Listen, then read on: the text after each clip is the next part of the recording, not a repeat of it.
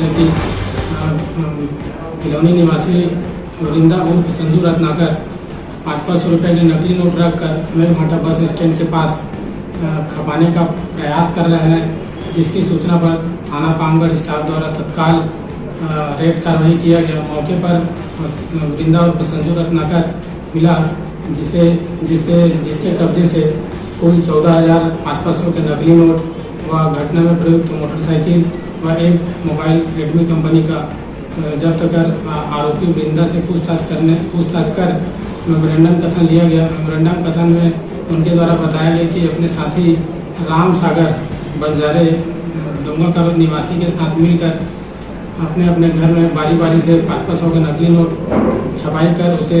बाजार में खपाने का प्रयास करते थे। आरोपी वृंदा के कब्जे से कुल 1,24,500 रुपये, घटना में प्रयुक्त पैशन हीरो कंपनी का पैशन मोटरसाइकिल, एक नग रेडमी कंपनी का मोबाइल तथा आरोपी